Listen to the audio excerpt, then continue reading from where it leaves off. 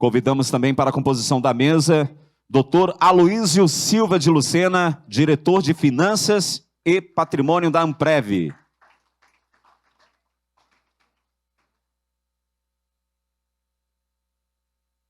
De uma forma especial, convidamos também a Diretoria de Comunicação Institucional e Relações Públicas, doutora Ana Dorinda Cabaleira Adsuara.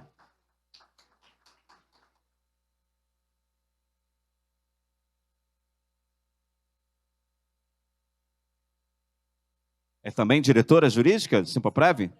Muito bem, seja bem-vinda. Convidamos também esse convite especial para a doutora Amélia Cristina Marques Caracas, Diretoria de Aposentados, Pensionistas e Serviço Social.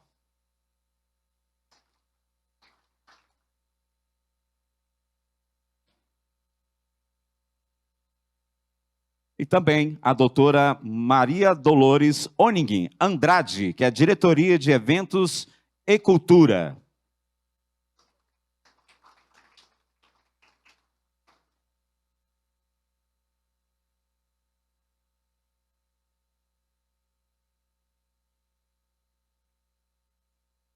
Neste momento, gostaria de passar o uso da palavra para o doutor Álvaro Reinaldo, coordenador do Centro de Estudos Jurídicos da Amprev.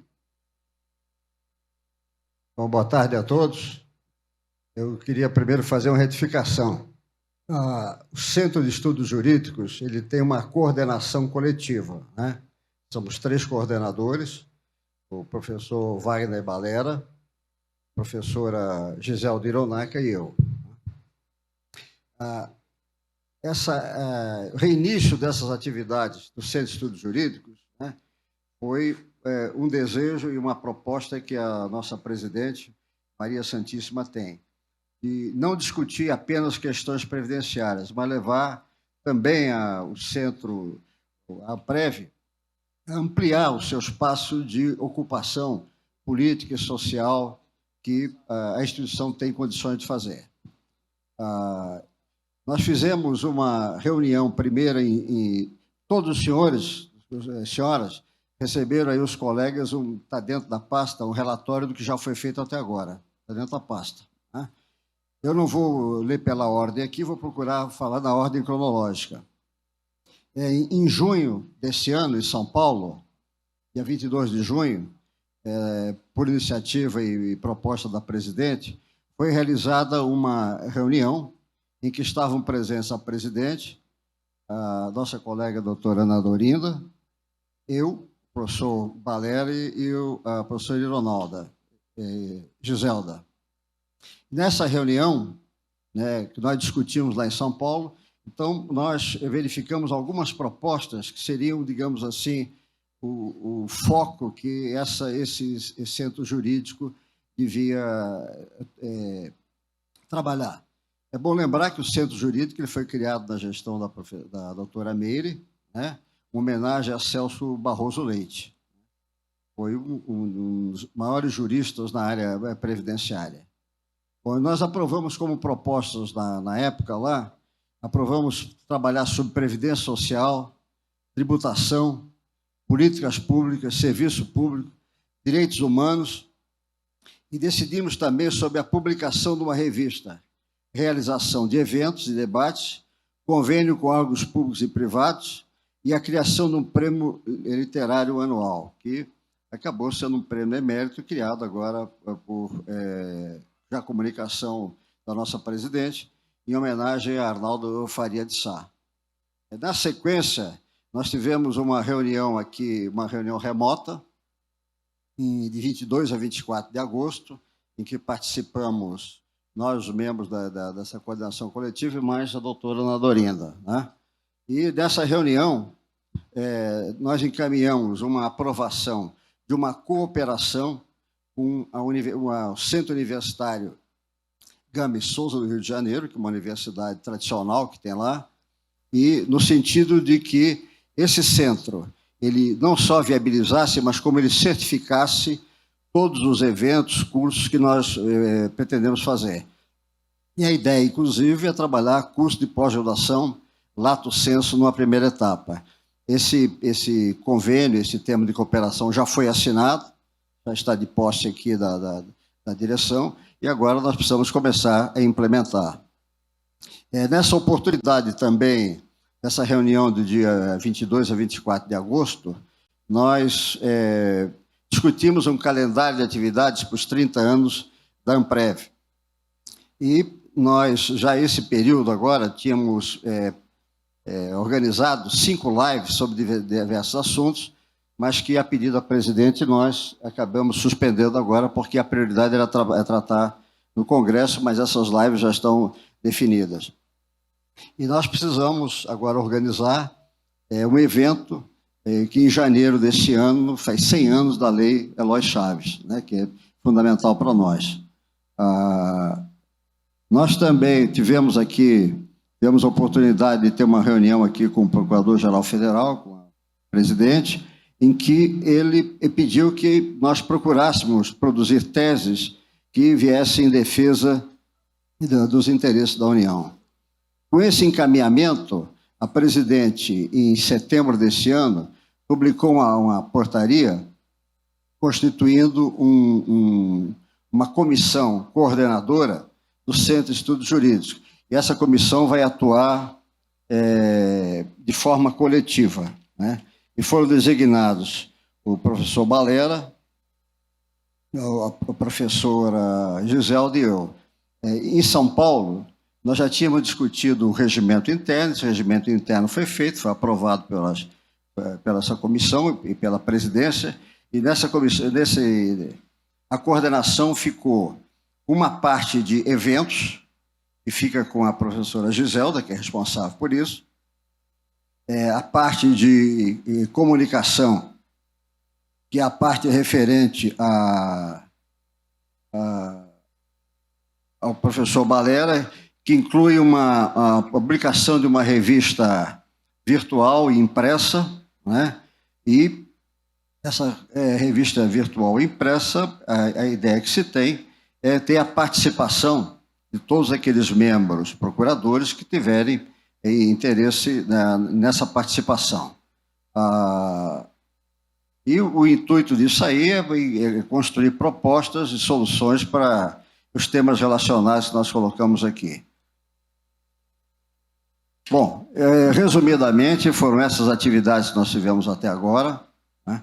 Tanto a Giselda quanto o Balera não puderam comparecer hoje aqui, porque a ideia era fazer uma discussão mais ampla.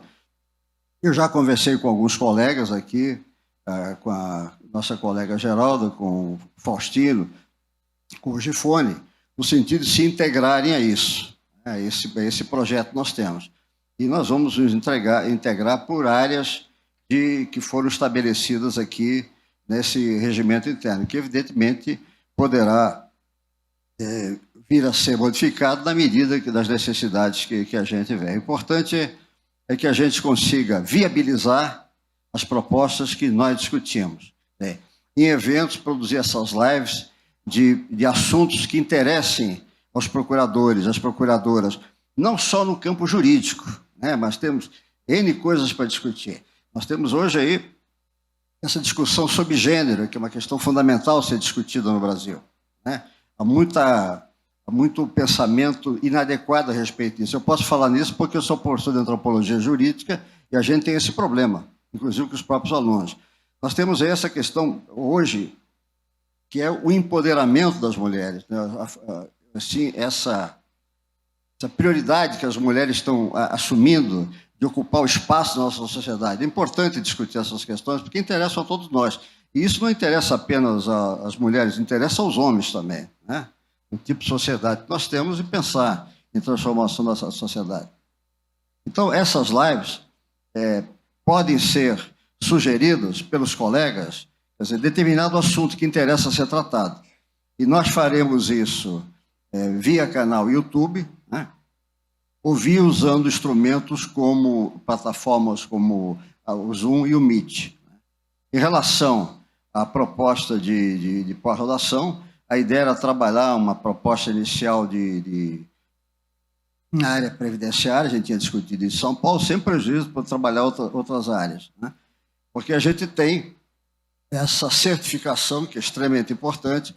A pessoa faz o curso e tem uma titulação, quer dizer, titulação no sentido que é um certificado que tem um valor oficial.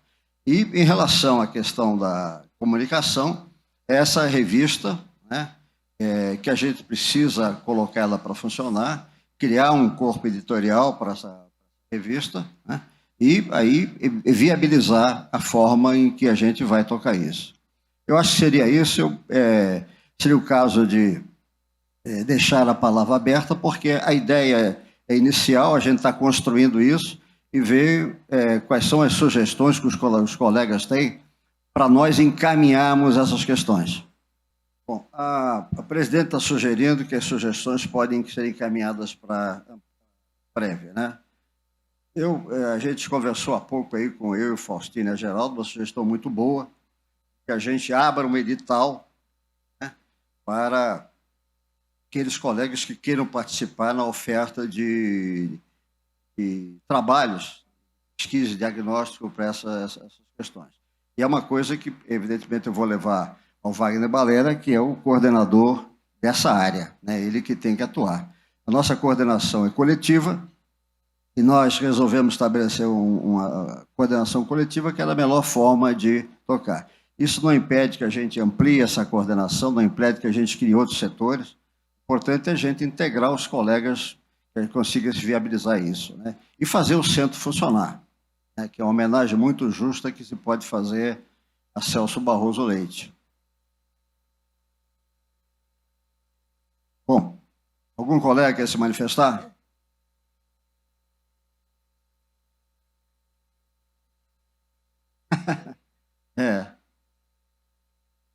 Gifone, quer dizer alguma coisa, Gifone? Bom, obrigado.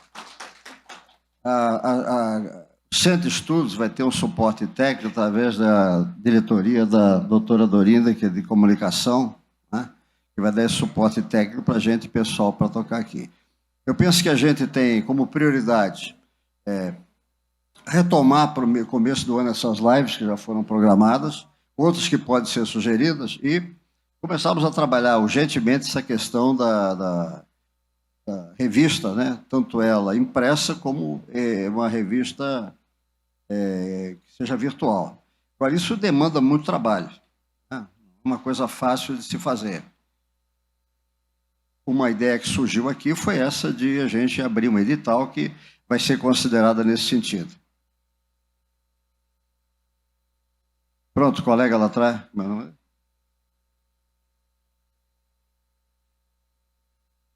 Renato Paulino, por favor.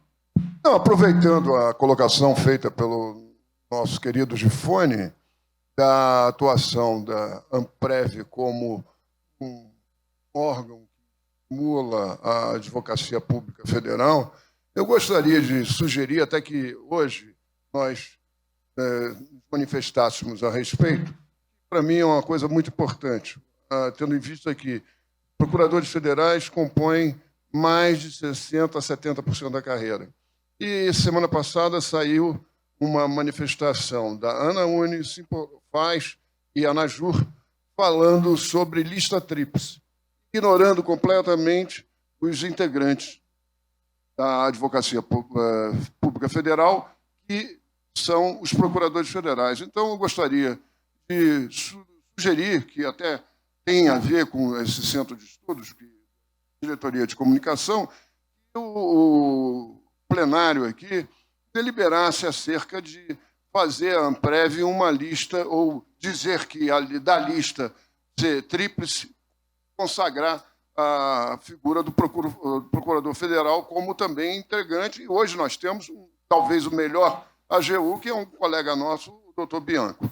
Então, a sugestão que eu faço seria essa.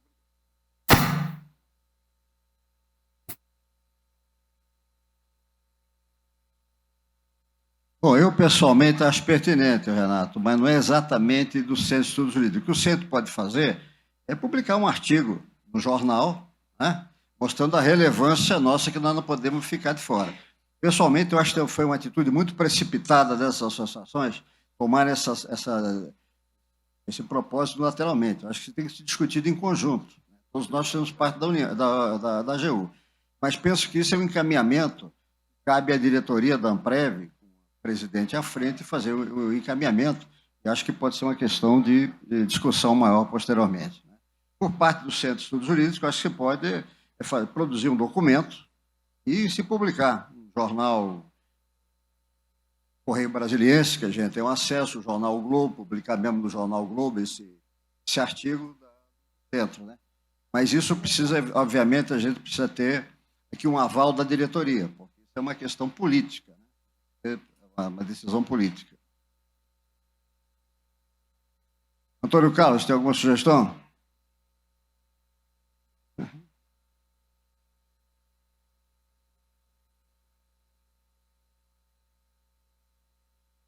Gostaria apenas de exaltar a importância desse movimento de estudos que engrandece muito a nossa origem, em especial previdenciária. Hoje aqui nós tivemos uma aula brilhante, estava comentando com os colegas, que há algum tempo eu já não ouvia assim uma aula de previdenciário, né? E foi um resgate, na verdade, histórico para mim, né? E porque a gente vai se acomodando no tempo, né? Os debates vão ficando cada dia mais distantes, a nossa convivência vai ficando também distante. Então, um elemento desse de estudo faz resgatar a nossa origem, o nosso propósito realmente de debater temas importantes, jurídicos, de relevância, para engrandecer mais o nosso país. Porque nós estamos representando toda a área jurídica. Então, nós devemos realmente pegar a rédea desse destino jurídico das nossas instituições hoje instaladas. Não podemos deixar realmente as coisas passarem em razão de um pensamento ou de outro, mas devemos sim debater. Então, parabéns, professor, por essa iniciativa, parabéns à doutora Maria Santíssima e a toda a direção que só vem engrandecer a nossa categoria. É isso que eu gostaria de enfatizar. E me coloco à disposição, como com certeza todos os nossos colegas aqui vão participar ativamente deste grande trabalho que está sendo hoje iniciado e terá grande sucesso, com certeza. Muito obrigado. Oi, boa tarde. Eu gostaria de lembrar que na época que o Weber era procurador-geral e eu era coordenadora das procuradorias estaduais, eu tinha uma revista, que eu era diretora, e que nós colocávamos os artigos dos procuradores. Então, eu acho isso muito importante, principalmente para que a Amprev renove, que as pessoas mais jovens que já saíram da Amprev e foram para outra associação retornem. Eu acho que isso é um bom mecanismo, porque vai dar instrução para eles, pós-graduação, né? Não só para eles, mas para a gente também, né? Que estamos aposentadas, mas alguns militam. Então, eu acho muito importante isso, porque resgata esse trabalho que era feito no INSS, naquela época, e que eu não sei se continua. Teve uma época que a AGU também publicava uma revista. E depois acho que parou, pelo menos eu nunca mais recebi, e eu estava nativa até 2 anos atrás. Então, eu acho isso muito importante, porque os cursos, as pessoas hoje têm que se atualizar, quem está nativa tem que se atualizar, e com essa pós-graduação, né, o Sebastião mesmo dá aula de pós-graduação, acho que no Rio. Então, eu acho importante para que as pessoas se atualizem e que a gente, se você vai fazer um edital, eu acho que também seria interessante não ser só da Amprev, né? Abrir para outras pessoas participarem, porque com isso, né, elas conheceriam o trabalho da Amprev, que era feito anteriormente e que está retornando. Porque nós estamos numa nova era, né? Eu que estou aqui há bastante tempo, né, e já fui coordenadora do Brasil inteiro, eu lembro que a gente sente muita falta disso. Era difícil, eu conseguia, às vezes, 10 vagas num curso de pós-graduação. Como é que você vai selecionar isso? É difícil. Então, eu acho que é importante demais essa iniciativa e isso vai engrandecer a Amprev. Então, vocês estão de parabéns. Obrigado. Geralda, por favor.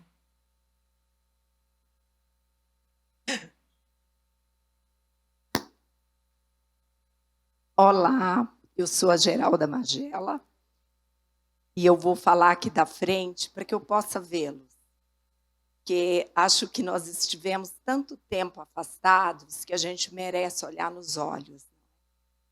Então, sobre o que está acontecendo aqui, que é o tema da revista e o tema do Centro Jurídico. No primeiro congresso da Amprev, não aquele que aconteceu em Palhoça, mas aqui em Brasília, eu me lembro como se fosse hoje. Teve sorteio de livros e, dentre os livros sorteados, nós tivemos O Século do Desemprego, O Século da Aposentadoria e O Século do Lazer. De quem era o autor? Professor Celso Barroso Leite. Quem foi sorteada? Eu. E não haviam mais obras ali, eu me lembro, eu fui uma das contempladas, a doutora Eni também. Então, a ele, eu me lembro, eu devo o esforço de estar trabalhando em Criciúma e de estar ali tentando fazer uma pós no trabalho que foi desumano. O pessoal de Santa Catarina sabe o que significa a cidade de Criciúma. Bom, para terminar essa história, porque eu quero entrar na situação do Centro de Estudos, eu quero dizer para vocês que no ano de 2007 eu enfrentei tudo para fazer um mestrado na Unicinos. E eu não podia ir para a Universidade Federal de Santa Catarina porque a gente demorava na estrada 6 horas. E a Procuradoria simplesmente não me deu licença para fazer o mestrado. O que eu fiz por conta disso? Eu não entreguei o meu currículo hoje, tá? Que é um currículo razoável, porque a AGU não me apoiou sequer para escrever a dissertação. E vocês devem imaginar, e vocês podem olhar meu nome e vocês vão achar que não é um trabalho fácil fazer um mestrado. Ainda em Criciúma, para dar conta de fazer um doutorado, eu tive que pedir, aguardar um edital para a Universidade Federal de Santa Catarina, no qual eu fui participar lá 7 anos, para dar conta de fazer um doutorado, porque a Santa AGU não dá licença para nós, entendeu? Como procuradores. Agora a gente tem a oportunidade de uma revista como esta, que é ímpar, que traz essa discussão tremenda e gigante para nós, enquanto procuradores, porque nós estamos sendo alijados do sistema. E se esse espaço não for ocupado por nós, academicamente, com convite, fazendo uma revista internacional, vindo professores de fora, tendo contato com isso, essa revista vai morrer. Esse centro de estudos, é exemplo do que aconteceu, ele vai ficar parado aqui.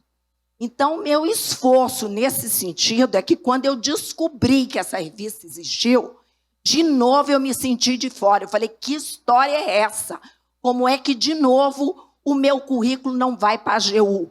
Porque, se vocês olharem, eu não escrevo uma linha sobre Previdência Social, embora eu tenha sido procuradora e me aposentei com este tempo de 30 anos de procuradora. Não foi um dia, procuradora. Eu me aposentei com 39 anos de trabalho e 22 anos como professora. Então, eu pergunto para vocês, o que nós podemos fazer? E quando eu fiquei sabendo dessa revista, o grupo já estava instalado. Eu mandei um e-mail, uma mensagem para a Dolores, para a Eni e para a Santíssima. Oficial, embora fosse por WhatsApp. E aí, agora, eu estou aqui em pé, colocando o meu nome à disposição, porque hoje aqui eu vi o doutor Sebastião Flauzino de Paula colocando um tema e dizendo que o direito de longa formação, aquilo eu falei, meu Deus do céu, como é que eu não vi isso? E mostrando para a gente a diferença disso. E eu quero dizer para vocês que eu tenho uma base teórica deste direito e eu tenho certeza que ele vai corrigir muitas injustiças que foram feitas, que estão sendo feitas para as nossas aposentadorias. O nome disso é Política Compensatória e Dívida Fraternal. Eu tenho escrito sobre isso, junto, inclusive, que vocês podem olhar e vocês vão descobrir com quem, por acaso, é o ministro, e é um tema que pode nos ajudar muito. É isso que eu queria falar para vocês, e é isso, então, que eu me coloco aqui, me colocando meu nome à disposição, porque, de novo, eu não vou ficar de fora dessa história. É isso.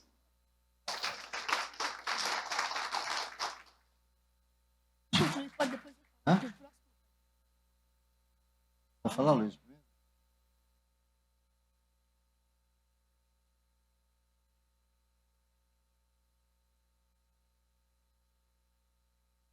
Eu só queria, como é o nome do colega? Amanda, só antes de você falar, eu só queria prestar umas informações seguintes. Primeiro, em relação à pós-graduação, hoje ela pode, a lato sensu ela pode ser feita via remota. Já tem regulamentação do Conselho Nacional de Educação. Nós podemos fazer isso. Não precisa ser presencial. O que é presencial são apenas... nem isso é tão essencial, mas o que a gente pode fazer é uma prova presencial final, que é o chamado trabalho de conclusão de curso. Mas tudo isso hoje está muito simplificado, principalmente depois dessa pandemia. E a ideia é trabalhar também integrado com a própria escola da AGU. Aliás, a proposta original da AGU fui eu que redigi a pedido do professor Gilmar, na época que era ministro da Advocacia Geral da União. Bom, também a ideia é trabalhar integrado com a Procuradoria-Geral Federal, porque o Procurador-Geral colocou uma coisa muito importante, produção de tese, que possa defender a União. Na realidade, nós somos procuradores da União. Somos aposentados, mas somos procuradores da União, trabalhamos a vida inteira para a defesa dos interesses públicos, né? Em relação à colaboração que os colegas colocaram aqui, muito claramente a participar, Geralda, Gifone, Faustino, que nós falamos de manhã, eu vou transmitir isso ao professor Wagner Barella, que ele é o coordenador de comunicação e, evidentemente, ele tem que viabilizar imediatamente essa questão da revista. Nós dividimos as tarefas. Cada um tem uma tarefa, ele tem que cumprir a parte da tarefa dele. Eu só queria fazer um registro final, o seguinte, o doutor Faustino, o professor Faustino, ele defendeu agora, esse ano, na Universidade do Porto, uma tese de doutorado dele, uma brilhante tese de doutorado. A banca lá é uma banca muito mais difícil no Brasil, são 8 professores. Ele não só foi aprovado por unanimidade, mas foi aprovado com louvor. É uma pessoa extremamente importante, capacitada, que veio aqui dar colaboração com ele, né? E o que o Faustino tem desse imenso conhecimento, ele tem de humildade, quer dizer, ele não demonstra isso, tem isso aí. Armando, por favor. De fazer 2 observações, né? Primeira, essa sugestão do Procurador-Geral Federal que façamos teses para a defesa da União, particularmente, eu penso o seguinte: para defender a União, já existe a própria Advocacia da União, existe a Escola da Advocacia da União, que faz o trabalho de produção intelectual, não é isso? Que elabora teses e todos os estudos para a defesa da União. Nós somos uma associação de classe. E, a meu ver, o trabalho intelectual tem que ser em defesa dos interesses dos associados, dos procuradores. O trabalho de defesa da União, quem deve fazer é a Escola da Advocacia da União. Então, essa é a minha primeira observação. A segunda observação é a seguinte: apesar dela não ter uma relação direta com esse tema, eu vou abordar porque eu acho que é um tema importante. haverá, em um curto espaço de tempo, um novo concurso. Já está programado e ele deve ser promovido em alguns meses. Não sei exatamente o tempo, mas será um concurso para prover cargos de procuradores da Fazenda Nacional, advogados da União e procuradores federais. E o que eu li, uma notícia que saiu recentemente, é a de que a banca que vai examinadora do concurso para procurador da Fazenda Nacional já foi indicada por membros da carreira de procurador da Fazenda Nacional. O mesmo se verificou em relação à banca do concurso para advogados da União. Em relação ao concurso para procuradores federais, a informação que constava da notícia era de que isso ficaria a cargo da empresa que seria contratada para fazer o concurso. Então, minha opinião, perda de prestígio para procurador federal. Por quê? Se a carreira indica membros da sua própria carreira para integrar a comissão que vai conduzir o trabalho do concurso, tanto a de procurador da Fazenda Nacional quanto a de advogados da União, por que a carreira de procurador federal não vai ter também esses membros? Então, acho que isso é um alerta para que se verifique se essa informação que eu estou falando está correta ou não. E se ela estiver correta, eu acho que nós, Amprev, tem que exigir também que membros da carreira de procurador federal sejam indicados para essa banca. Tá bem? E para terminar, eu dou o meu integral apoio à proposta do colega lá do fundo, de que nós temos também que apresentar uma lista tríplice para o cargo de advogado-geral da União. As outras instituições já tomaram a iniciativa, pode não dar em nada, como já não deu em outras vezes, mas eu acho que pelo menos nós já estamos começando a criar uma convicção de que, primeiro, o cargo de advogado da União tem que ser de integrante de uma das carreiras da advocacia da União e que esse integrante deve ser indicado pela própria carreira. Tá bem? Muito obrigado.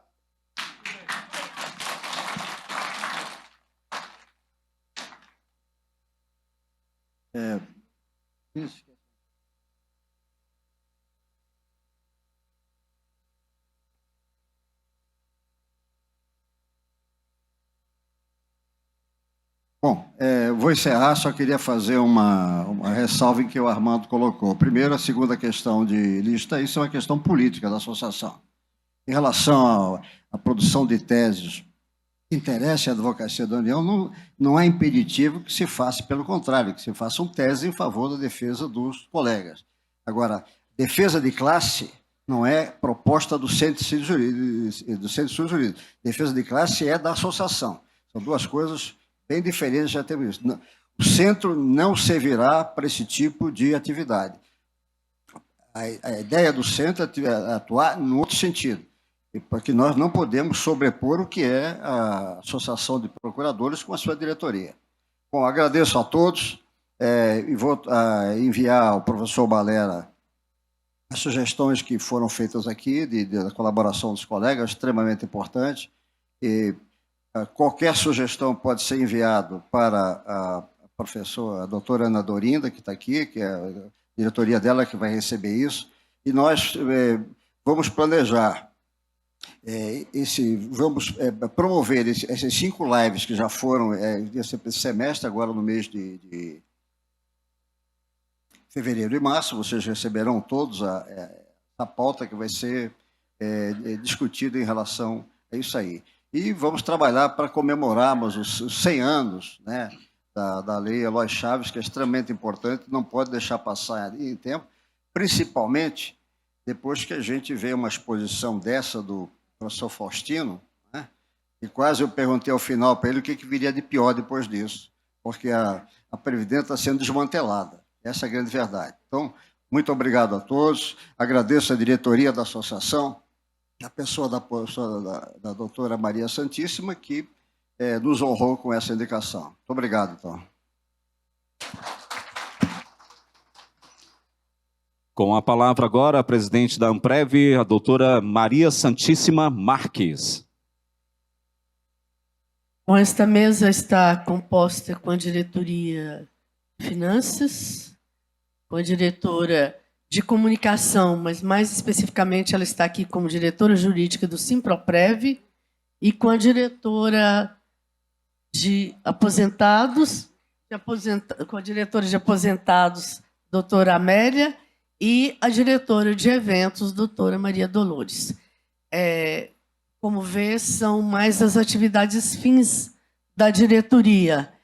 E agora a gente vai deixar que cada um faça uma exposição rápida, quando muito de 5 minutos, para trazer para todos vocês o que está acontecendo na Amprev, com referência à área de cada um, certo? Vamos passar aí, em princípio, vou quebrar o protocolo, passar direto para a doutora Luísa para começar. Boa tarde a todos. Que os meus 5 minutos se transformem em 15, eu espero. Eu queria comentar primeiramente aí as falas dos colegas, iniciando a partir do prestígio dos procuradores federais. E a visão que a gente tem hoje é o oposto. Nós hoje consideramos que os procuradores federais estão prestigiadíssimos. Basta ver que o advogado-geral da União é um procurador federal, o vice-AGU é um procurador federal, o secretário de Assuntos Jurídicos da Casa Civil é um procurador federal, o secretário de Justiça é um procurador federal. Então, assim, o desempenho que os procuradores federais estão tendo à frente dos seus trabalhos está fazendo com que a instituição PGF cresça muito e os procuradores federais a reboque também estão sendo reconhecidos em seu trabalho. Sabe? Eu acho que se eventualmente no concurso houve alguma falha que deixou de constar os integrantes da banca como procuradores federais, é algo que precisa ser trabalhado pontualmente, mas que não diminui a situação que existe hoje. Não tem banca, né? Ainda não tem. Mas é só isso, eu só estou transmitindo uma visão nossa do dia a dia que a gente tem e que está acompanhando, né? A nossa visão hoje é de que a PGF está prestigiadíssima, tanto é que agora está para ser apresentado um PLP, né, um projeto para alterar a lei complementar 73 da AGU, fazendo incluir na AGU os procuradores federais, né? Incluir a PGF. Né? Isso é uma decisão do ministro Bruno Bianco. A ANAUNE é totalmente contrária. A gente não entende por que isso, porque de fato a gente já integra, de fato a gente já apresenta muito bons resultados. Nós não temos o menor interesse de conflitar com os advogados da União, nem com a ANAUNE, eles são parceiros nossos, são sempre muito bem-vindos aqui. Mas o fato da gente integrar a AGU é algo muito lógico, e é como disse o doutor Adler outro dia, isso já é um retrato. A gente agora vai só oficializar esse retrato, né? Então, nós já na prática, nós já estamos dentro da AGU, né? As teses em favor da União que o PGF pediu é porque ele não poderia pedir o contrário. Ele não pode pedir que façam tese contra a União, porque ele estaria prevaricando, né? Então, ele pede, e nós aqui decidimos o que é que deve ser publicado ou não, né? Mas, certamente, as teses vindas com essa produção, com essa... sabendo da qualidade dos colegas que produziriam esses trabalhos, engrandeceria a revista da Amprev, o Centro de Estudo Jurídico da Amprev. Então, para a gente é bem-vindo também. Obviamente que todos nós temos a liberdade de nos manifestar de forma acadêmica, de forma contrária aos interesses da União. Mas lembremos todos, nós somos todos advogados da União, né? Somos todos advogados públicos, todos procuradores federais, e em tese defendemos a União. Então é natural que ele peça assim. Em relação à lista tríplice, a doutora Santíssima vai ponderar sobre essa situação, nós estávamos até conversando ainda há pouco sobre isso, até ponderei com ela o fato de que nós temos, por conta do estilo de trabalho nosso trabalho é conversar, dialogar, abrir caminhos, né? Então não adianta nada a gente formar uma lista tríplice de efeito zero, enquanto outras pessoas estão nos bastidores trabalhando com efeito mais efetivo. Eu prefiro trabalhar nos bastidores, sabe? Inclusive, já nos recomendaram a não fazer. Mas, assim, fazer ou não fazer, não interessa. O que importa é que a gente faça o que a gente vai fazer, que é trabalhar nos bastidores. Isso a gente não vai abrir mão. Quanto ao mestrado, que a doutora Geralda falou e que não teve a oportunidade de iniciar, inclusive, né? Hoje a realidade é totalmente diferente. Totalmente diferente. E por causa justamente desses procuradores federais que estão chefiando a AGU. Eu estou fazendo o mestrado da AGU. A AGU está pagando todas as despesas do meu mestrado na FGV, que é a melhor instituição na área do mestrado que nós estamos fazendo. Meu colega Raimundo Júnior, que também já foi dirigente da Amprev, também está fazendo o mesmo mestrado. Né? É da Paraíba, né? Não, eu estou falando para a gente fazer justiça à realidade de hoje, né? A realidade de hoje. Você também, Ricardo? O Sérgio, né, está fazendo um curso nos Estados Unidos, mestrado da AGU nos Estados Unidos, autorizado. Isso por conta desses colegas procuradores que estão à frente da AGU. Não, ele não é da Paraíba, mas quis muito ir para lá. Não, eu não estou aqui fazendo bajulação dos nossos colegas, eu estou fazendo um reconhecimento e é preciso que a gente faça isso. É preciso que a gente faça isso. É muito ruim você passar por uma instituição, fazer o que eles estão fazendo e a gente sequer não ter a honradez de lembrar, de reconhecer. Né? Então, assim, da minha parte, eu reconheço demais os trabalhos que eles estão desenvolvendo lá, especialmente essa questão da produção acadêmica. Doutora Guilhermina, a revista continua de vento em popa, a revista da AGU. Continuam publicando e hoje com mais possibilidades, porque não fazem só mestrados, fazem doutorado e fazem MBA. Então é fantástico o que está acontecendo hoje na questão da produção acadêmica da AGU. E isso é possível porque os nossos colegas procuradores federais estão chefiando a AGU. Não que outros não pudessem fazer, mas tiveram oportunidade e não fizeram. Né?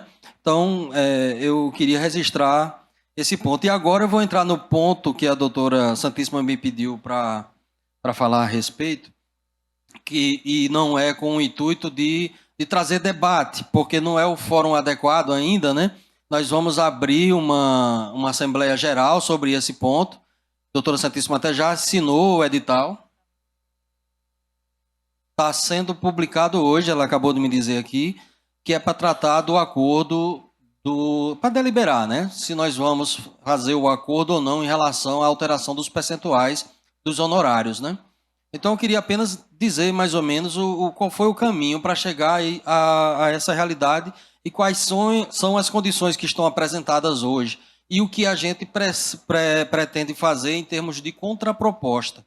Né? Então, mais tarde, quando for durante a Assembleia, a gente vai apresentar toda a documentação uns 5 dias antes, pelo menos. Eu digo pelo menos porque a gente ainda não teve o retorno do SECHA. A gente ainda vai se reunir com as outras associações, fazer uma contraproposta para ver o que a gente consegue melhorar nisso tudo.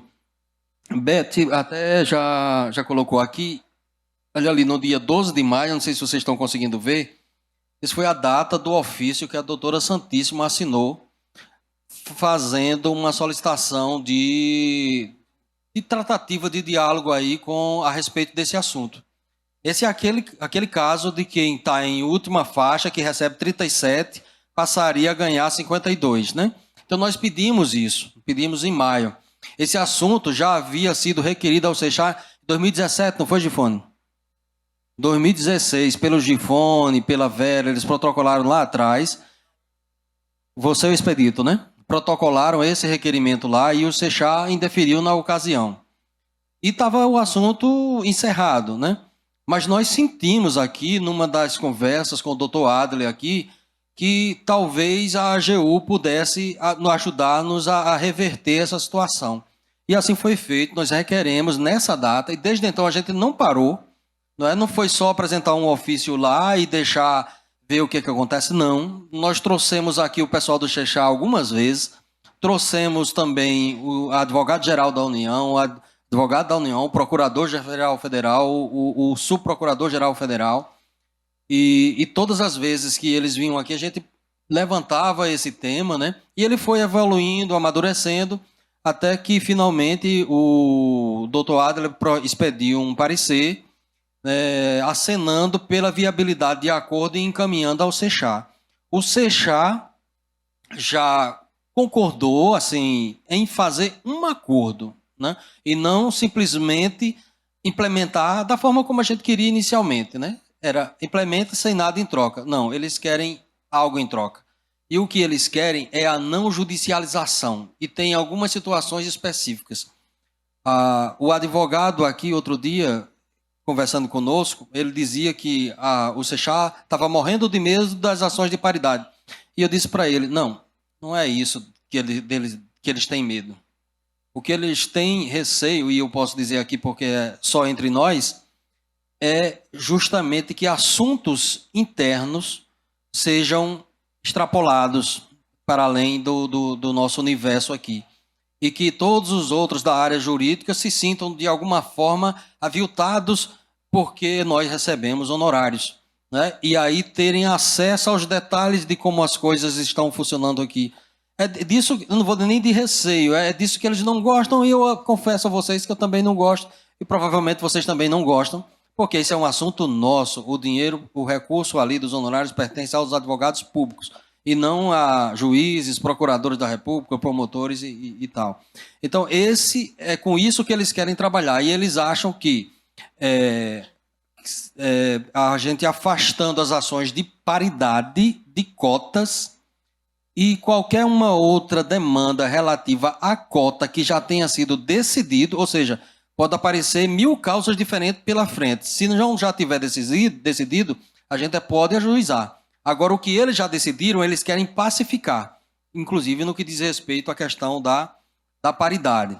E aí, o que é que eles ofereceram? Ofereceram, a título de compensação, R$100 mil para quem estava na faixa de 37 desde o início, em janeiro de 2017, com uma redução de 10% por cada faixa, até chegar em 20 mil na faixa de quem estava em 72%. Então, de 72% com um índice maior até o último índice receberia R$20 mil. Bem, a gente achou o valor razoável, porque do ponto de vista do valor meramente bruto, sem atualização, era superior. Mas nós vamos fazer uma contraproposta para eles, em termos de valores também. Eu, particularmente, eu só posso falar por mim, por conta das tratativas, das conversas, eu sinto que há espaço para que a gente consiga aumentar pelo menos para 120. Esse espaço eu acho que já existe. Mas, independentemente disso, a gente vai pedir mais. A gente vai pedir que eleve essa situação. A preocupação do Sechá nem é tanto quanto ao recurso para custear esse acordo. É em relação à reação que os procuradores que estão em atividade poderão promover, né, e criar outro tipo de confusão. Então, o nosso desafio está aí, em demonstrar ao Sechá de que um valor um pouco maior não vai afetar a opinião dos colegas que estão em atividade, né? Então, é mais ou menos esse estágio. Eles já apresentaram essa semana, a semana passada, uma proposta com as minutas de ofício, com os termos de transação, estabelecendo todas as condições lá. E agora nós vamos fazer a nossa contraproposta, né, dizendo o que é que a gente pretende em termos de valor e do que é que a gente pode negociar. Um outro aspecto que eles também pedem é sobre o reconhecimento da personalidade jurídica de direito privado, né, porque eles acreditam, e todos estão defendendo isso, que, sendo nessa natureza, eles conseguem, por exemplo, pagar um seguro para o caso de falecimento, né, para que a verba honorária ou correspondente ao que o seguro garantir, né, na verdade, para os pensionistas, porque os pensionistas não recebem honorários. e pela natureza pública eles não conseguem criar além do que o que está ali na lei, né? Então abriria espaço para poder oferecer mais benefício. Mais recentemente, inclusive, foi tentada até uma alteração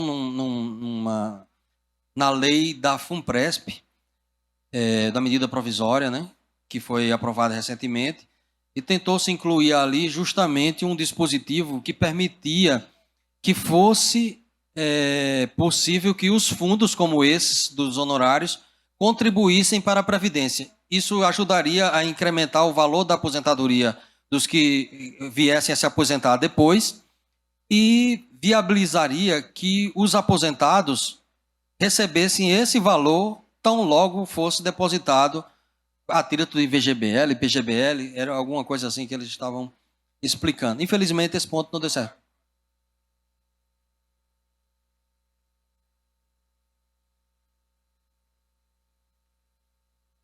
Não, a intenção era que beneficiasse todos, né? Aí, mas no Congresso não passou. O Congresso não passou. Então, basicamente era isso, até por conta do tempo, são essas informações. A gente ainda vai minuciar essas informações para todos os colegas, né? Então, não vai ser nada de cima para baixo. Eu, particularmente, acho que é uma proposta interessante que deve ser analisada, não, né? Então, assim, quem não quiser adentrar no acordo, e mesmo que a associação tenha deliberado, associação, quando eu digo Assembleia Geral, convocada especialmente para tanto, e aí ela é soberana em sua decisão. Se a Assembleia Geral decidir de que vai aderir ao acordo, aqueles outros colegas que quiserem continuar com a ação de paridade, podem continuar na sua ação individual. Na minha opinião jurídica, pode entrar quem não tem, o doutor Eliseu entende que não, que tem uma jurisprudência que não permite, mas é uma situação que a gente vai analisar isso também para poder orientar aos demais colegas procuradores, né? E então, é isso.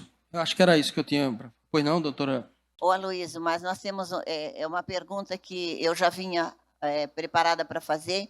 Nós temos um colega que faleceu recentemente agora, e a viúva dele me questionou quando nós vinhamos para o Congresso.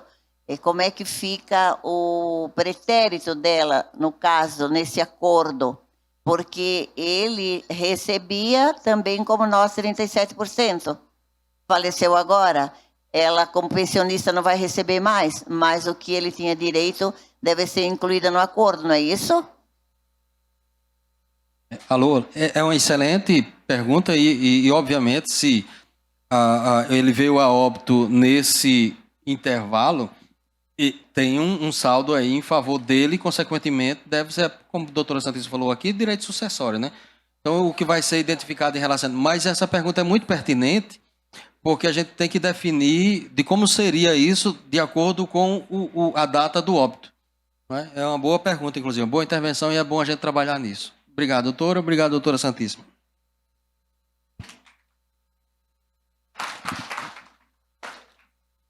Vou passar agora para a doutora Ana Dorinda, né, para falar um pouco das questões jurídicas aí do Simproprev. Boa tarde a todos. Eu queria falar com vocês do assunto que hoje eu acredito que é o que está afligindo boa parte dos nossos associados, que é a questão do pagamento dos precatórios de quem fez o acordo dos 28% no ano passado.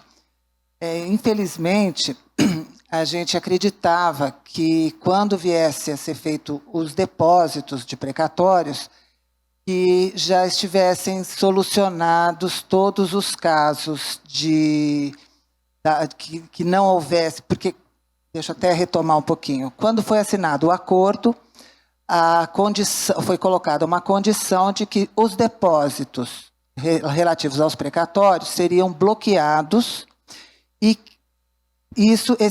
essa condição foi colocada para que esses acordos pudessem ser homologados com rapidez, para que desse tempo de serem homologados até 1º de julho do ano passado e encaminhados para que pudessem ser pagos este ano.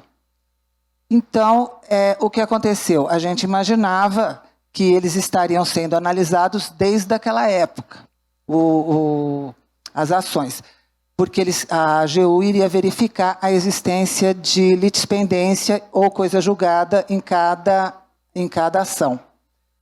Quando chegou maio deste ano, o escritório de advocacia que defende encaminhou aqui para a Amprev uma relação de mais ou menos 70 associados que teriam litispendência.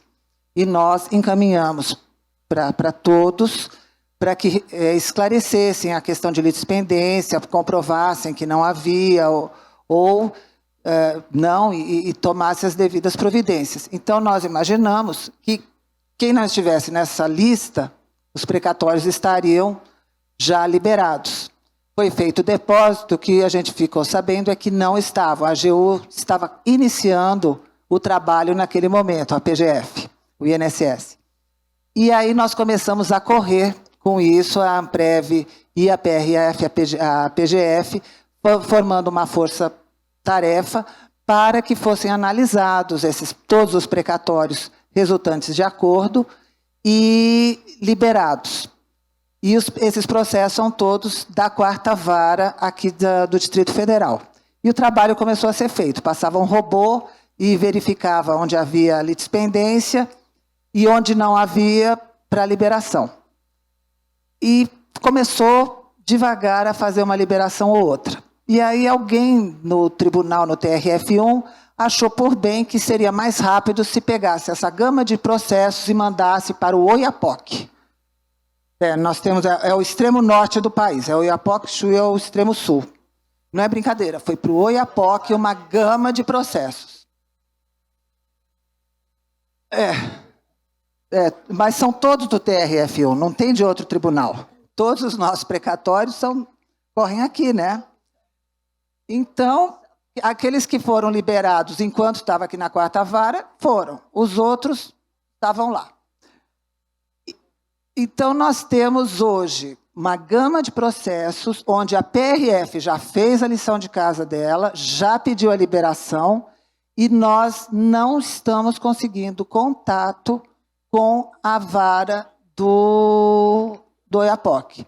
Já ligamos, não atende, já fomos para o balcão virtual, a gente passa o dia esperando ser atendido no balcão virtual.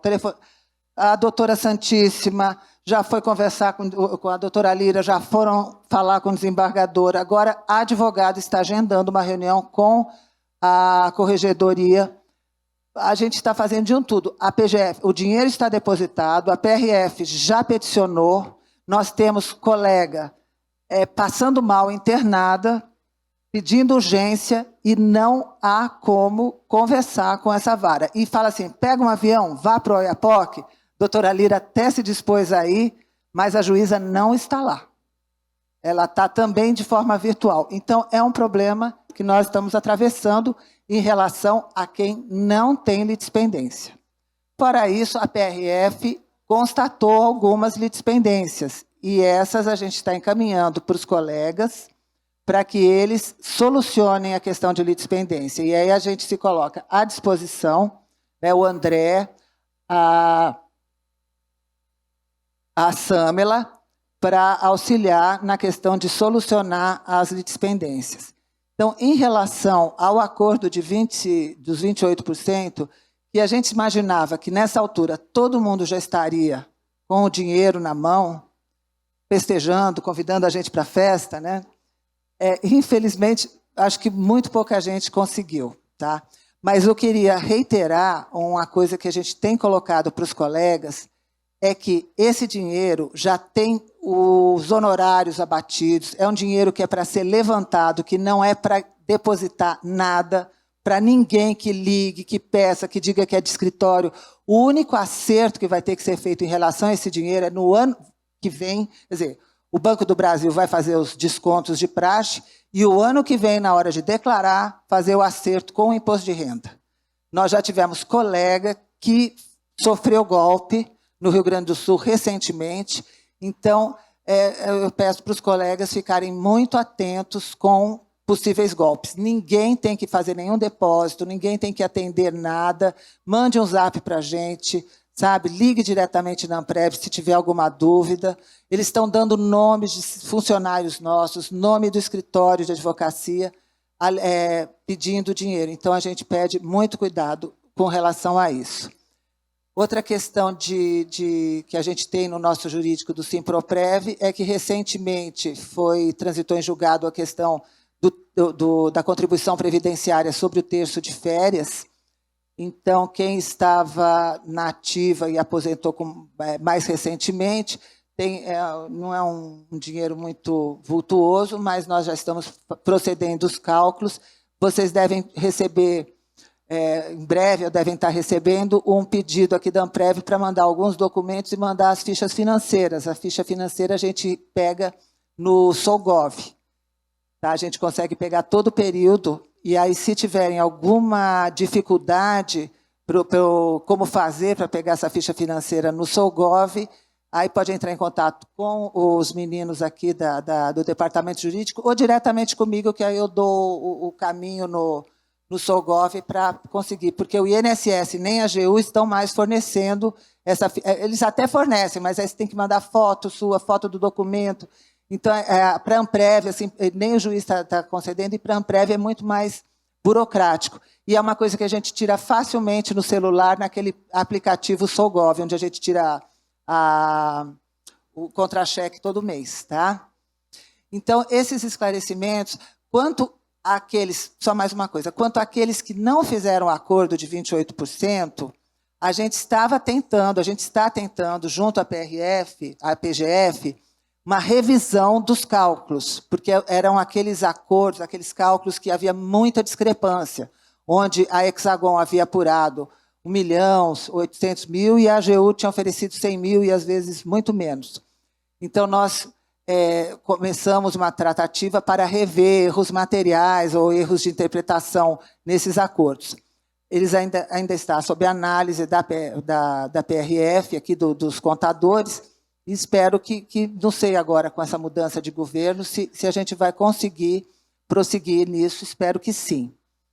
E, em relação também aos excluídos, eu não gosto de dar esperança, mas eu estou aguardando uma proposta de talvez uma viabilidade. Ela é exímia, ela é difícil, mas assim que tiver alguma coisa concreta, aí a gente chama, são mais ou menos 300 associados que nem optaram na época, né, para fazer a execução e não entraram. Mas não é uma questão pacífica, é uma questão que vai ter que ser conversada, porque o tribunal aqui, o TRF1, ele não é pacífico em quem fez acordo administrativo, se vai ou não, se eles estão considerando ou não, metade consideraram, a outra metade não, mas eu vejo que criaram um grupo, né, dos excluídos, então por isso que eu estou trazendo para vocês.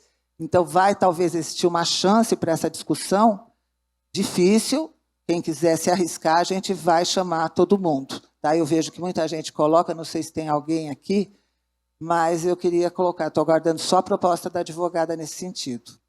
Tá?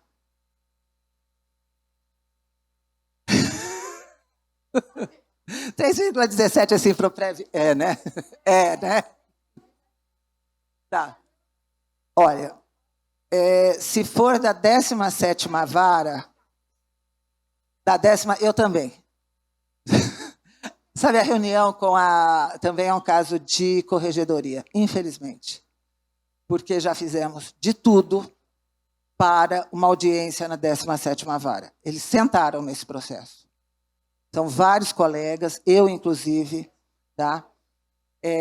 Nós temos processo no STJ, eles estão andando, mas nós estamos... Aí já é o contrário, nós estamos atrás dos herdeiros, mas o problema que nós temos é da 17ª vara. Tá? Bom, gente, eu queria só acrescentar uma coisinha aqui. Esse assunto, tanto quanto lá de Oiapoque, já foi objeto de conversa nossa até no Conselho Nacional de Justiça. Então, nós estamos buscando temos o nosso representante do Conselho Nacional de Justiça, doutor Marcelo Terto, que se propôs a nos ajudar nisso.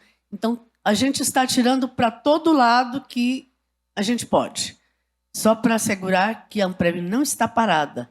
Todos os caminhos a gente está percorrendo, certo? Esse acordo administrativo, eles até hoje não sabem vão ter de retorno,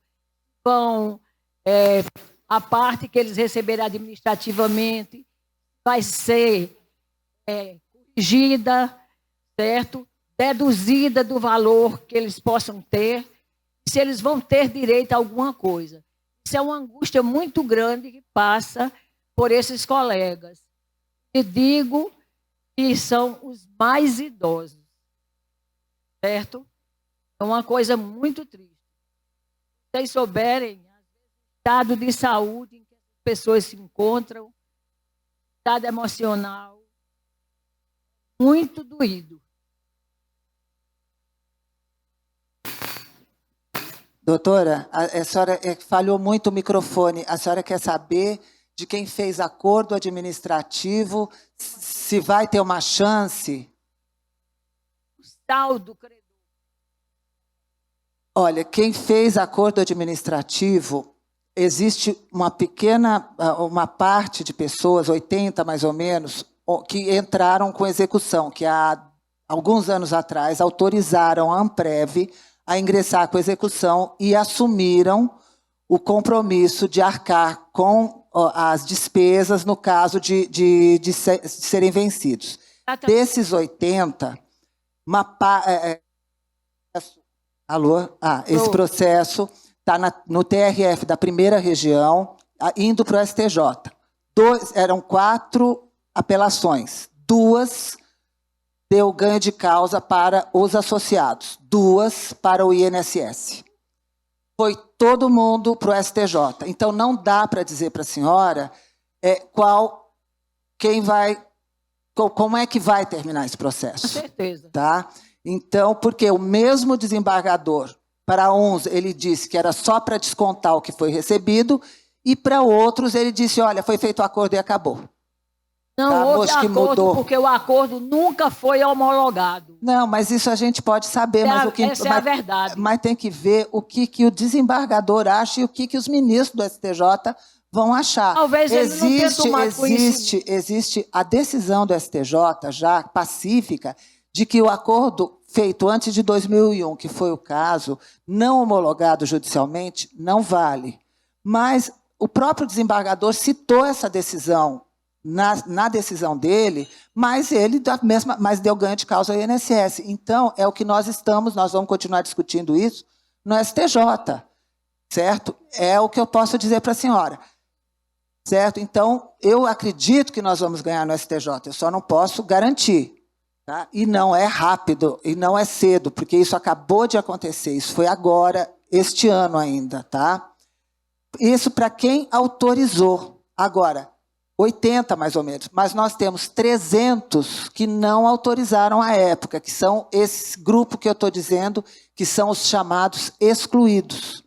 Para esses, teve uma colega nossa que está advogando, que ela surgiu com uma possibilidade, ela vai me mandar uma proposta. Quando ela mandar, eu vou chamar quem está excluído e propor, ver se eles querem se arriscar e querem entrar nessa briga. E quem quiser, aí a gente chama. Mas garantir, dizer para a senhora, olha, pode ou não pode receber, se nós temos 4 decisões indo para o STJ, 2 favoráveis e 2 contra. Então, não dá para garantir. E não dá para dizer quando isso vai sair, porque tudo na justiça hoje está muito demorado. Desde que eu sou diretora aqui na Amprev, já está com 1 ano e meio, eu tento uma audiência na 17ª vara, eu não consigo. E temos vários colegas com essa aflição, inclusive eu. Nós temos uma colega internada em UTI com processo há mais de 1 mês, lá no Oiapoque, que não precisa de uma decisão do juiz, precisa só dele fazer um despacho de mero expediente, um despacho ordinatório. E vários outros colegas, onde a PRF já disse, olha, esse processo não tem dispendência, não tem nada, é só liberar o depósito. tá um pouco difícil nesse ponto. A gente está indo para a corregedoria. Então, é o que a doutora Santíssima colocou. A Amprev está se mobilizando, a gente liga de manhã, eu tenho o zap aqui do Oiapoque, mando o zap todo dia, eles não respondem. Nós temos pessoas interessadas. Aí, infelizmente, garantir nem tempo, eu não consigo, a gente não consegue garantir. O que eu posso garantir, doutora, é que a gente está fazendo o que pode para tentar solucionar. A gente entende a situação de cada um, porque a gente está também nessa situação. Tá? Então, é isso que eu posso falar para a senhora e falar para todos os nossos colegas. Tá? Agradeço. Agora, na minha terra, tem um ditadozinho que diz assim: quem quer vai, quem não quer manda. Precisando de uma casinha lá pelo Oiapoque.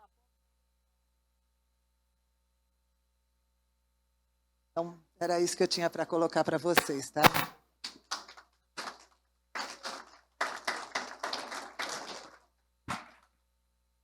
Nós passamos agora para a doutora Amélia, nossa diretora de aposentados e pensionistas, para as considerações dela. Boa tarde a todos. Primeiramente, eu quero me colocar junto com o doutor Renato Paulino, que eu gostaria que ele se apresentasse, à disposição de todos vocês. E estamos abertos para sugestões, reivindicações e qualquer coisa que vocês precisarem. E eu faço aqui uma sugestão, que os representantes estaduais reunissem, procurassem os associados para fazer reuniões temporárias, para trazer os associados para a Amprev. E isso é muito importante.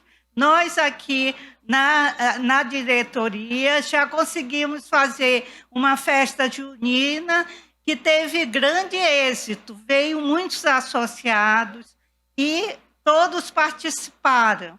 Então, é importante fazer uma tarde alegre, fazer um bingo, para que a gente possa ouvir os nossos associados. E estamos aqui à disposição de todos.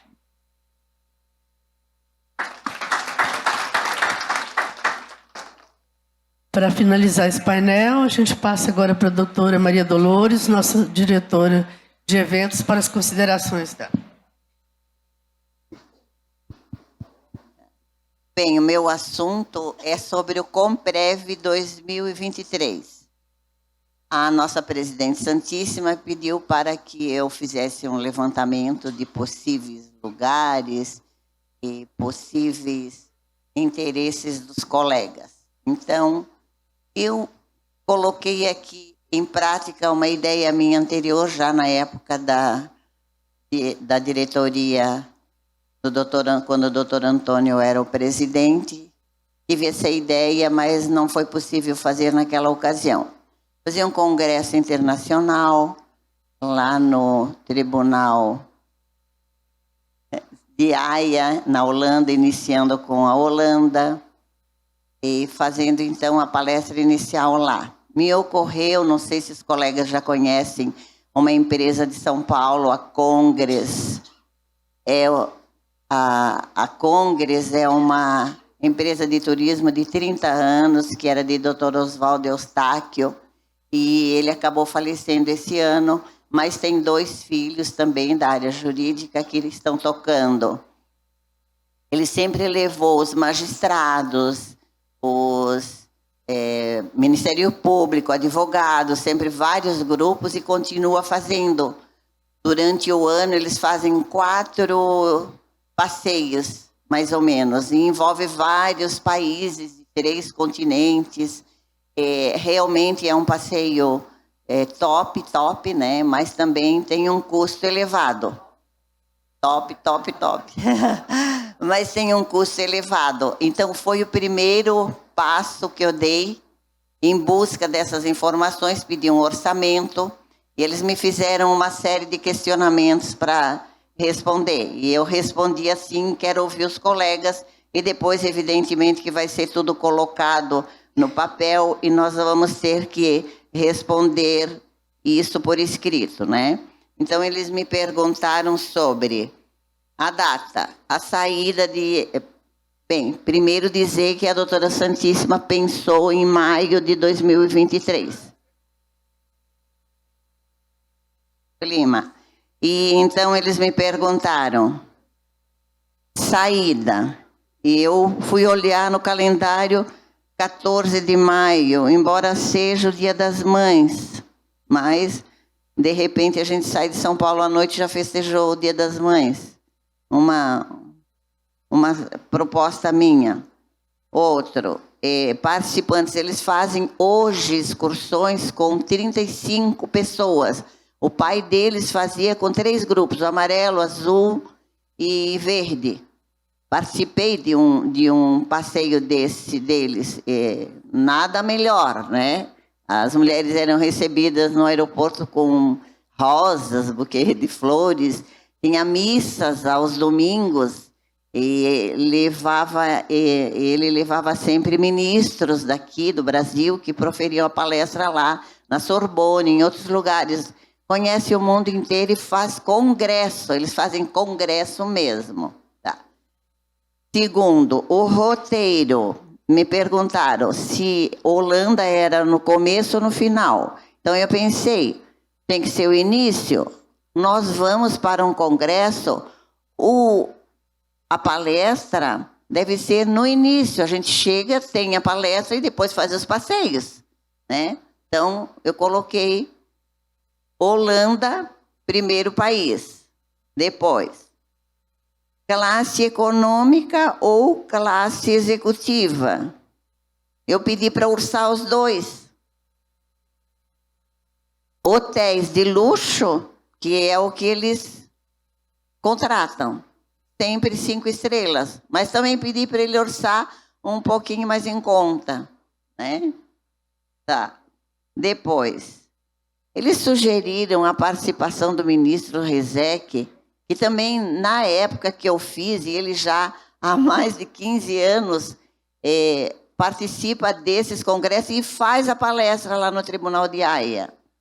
Eu, em princípio, pensei no nome, o doutor Augusto Cansado, que acabou de falecer agora em agosto, que era o nosso ministro brasileiro no Tribunal de Haia, agora foi substituído pelo Brandt, né?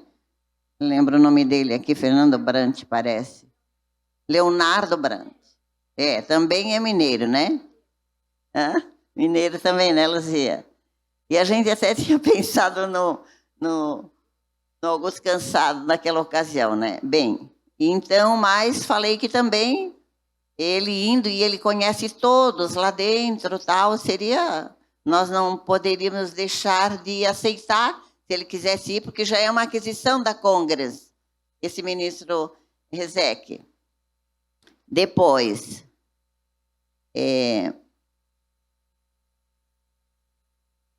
a última sugestão mesmo foi sobre o ministro. Então, está colocada aqui a questão, a Amprev vai fazer a comunicação, vou fazer outros orçamentos com outras empresas também, e depois vamos avaliar.